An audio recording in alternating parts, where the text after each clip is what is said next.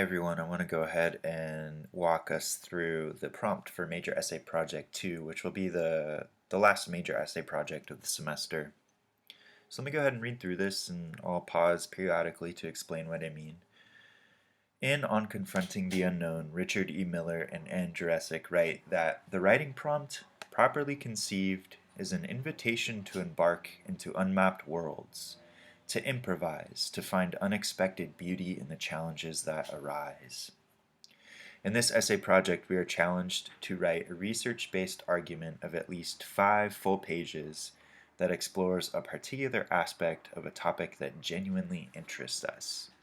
And just a note, if this were our normal semester, that would have been 8 pages. So there's a positive thing to look at in all this time of crisis. Typically, in a research-based essay, we may be tempted to choose a position in a debate and find evidence to support our position. This model is the basis for the 5-paragraph essay, a model we are no longer using. However, as Miller and Jurecic explain in Habits of the Creative Mind, we know that practicing argument as debate produces writing that isn't persuasive or compelling or interesting to read. So in our classes, we ask our students to think of essay writing as a speculative journey. What's the difference? When you write speculatively, you begin not in a predetermined destination, your thesis, but with the goal of answering a question or solving a problem. You consider different routes to get to this goal. You do research and rethink your plan. You learn more and more. You write, make mistakes, and head off in new and unanticipated directions. You make discoveries. Your paper is your attempt to come to some kind of answer to your question. How are you putting pieces of information together to create new meaning? How are you connecting different ideas together to create new ideas? The goal for this writing project is not to try to convince or persuade your readers that your position is right. Remember, that's the basis for the 5-paragraph essay model, so we're moving beyond that. When released from this burden of trying to persuade our readers, we can then use our writing as a way of learning for us, which ultimately is one of the most important purposes of writing. This will also influence the tone you take in your essay. Seek to build an invitational tone, not a confrontational, adversarial, or arrogant tone. So I'm going to go ahead and pause here for a second. So as you will read in one of the sections for this week in our module, in order to create an essay project that uses writing as a way for learning for you, it's important that we get rid of this notion that we need to convince or persuade our readers that our position is right on something or that somebody else's position is wrong. So we want to get rid of that idea. We're not trying to prove that we're right about something. So in order to make sure that we're approaching this essay project effectively, we don't want to go in with a predetermined position on something and then just try to find evidence to support that. That doesn't use writing as a mode of learning. That, in fact, uses writing in an opposite way, where you're just basically confirming what you already know, and the goal isn't to learn. And in the end, you end up being a little bit adversarial, confrontational, even arrogant in our tone, because you're trying to prove that your position is right to your readers, and any other evidence that would go against that is irrelevant. But we want to get rid of that idea. We want to use writing as a mode of learning for us, treating it as an adventure. So in order to do this, let me continue reading here. Begin by doing some exploratory research about a topic that interests you, an event, a concept or idea, a cultural phenomenon, or potential solution to a problem. And again, this is really important that it is a topic that interests you, something you actually care about. You are really, truly interested in this particular topic. That's going to make this essay project much more enjoyable, not only for you as the writer, but also your reader. So, as Miller and Jurecic suggest in their book, begin in a state of not knowing, rather than committing yourself to a claim you came up with before you've done any curiosity-driven research. After a while, questions about this topic should arise. Craft an open-ended question about your topic. Open-ended questions can't be easily answered and require careful research and consideration. Embrace confusion and complexity. Don't shy away from the gray areas of an issue. So to put some things into context, I'm going to just pause here.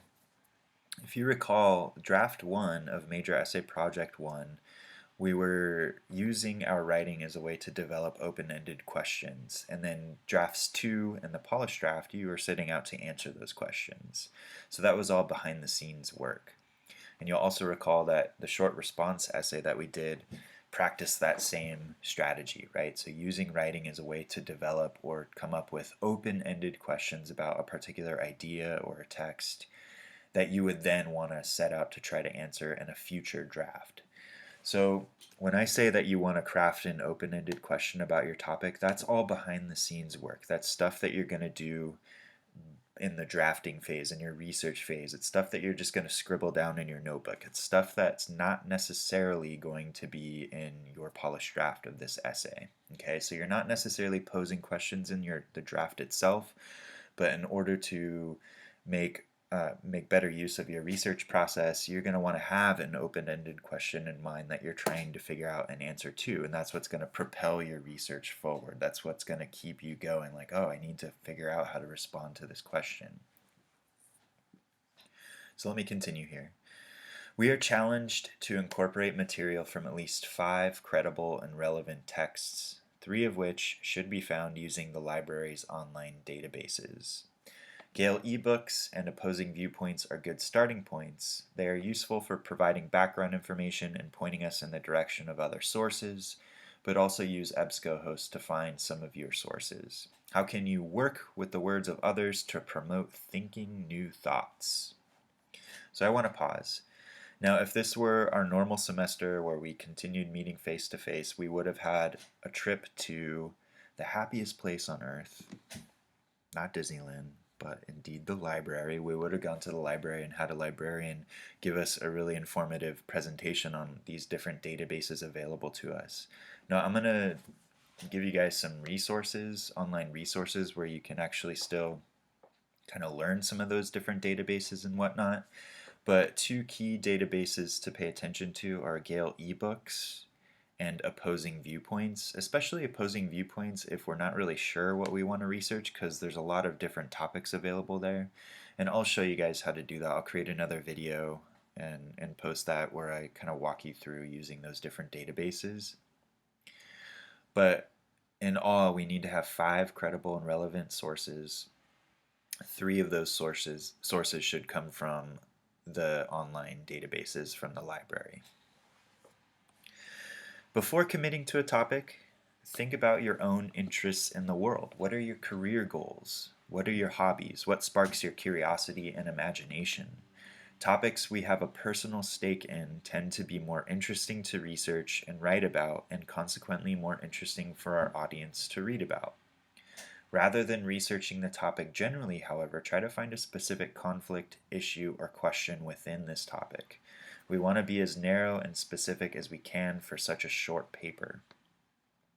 Now this is really important because yes, 5 pages might seem kind of like a lot, but really it's not. In the grand scheme of things, 5 pages is a tiny paper. And so with a short paper like that, we don't have enough space to talk about every little detail or aspect of a particular topic. So in order to make sure that we're being specific, we want to zoom in on a particular aspect of that topic.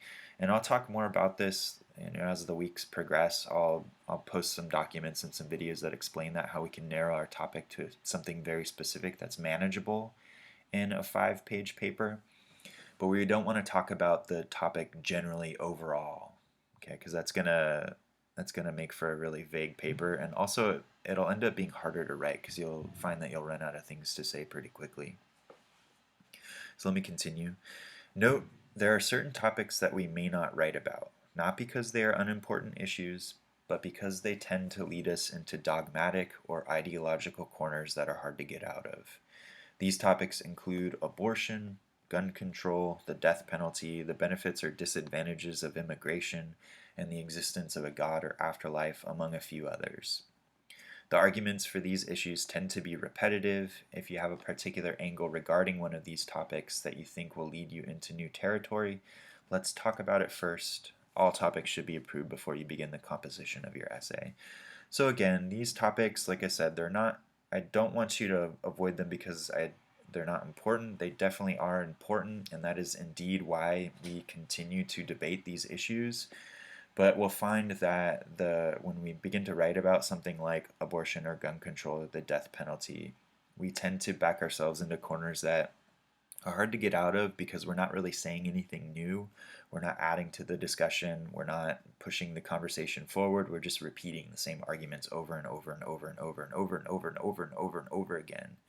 And so I just want us to avoid those topics. But guess what? There's good news. There's the entire cosmos of ideas for you to focus on. So just because you can't write about these handful of topics doesn't mean there's nothing to write about. There are billions and jillions of ideas that you can focus on. So the cosmos is your playground.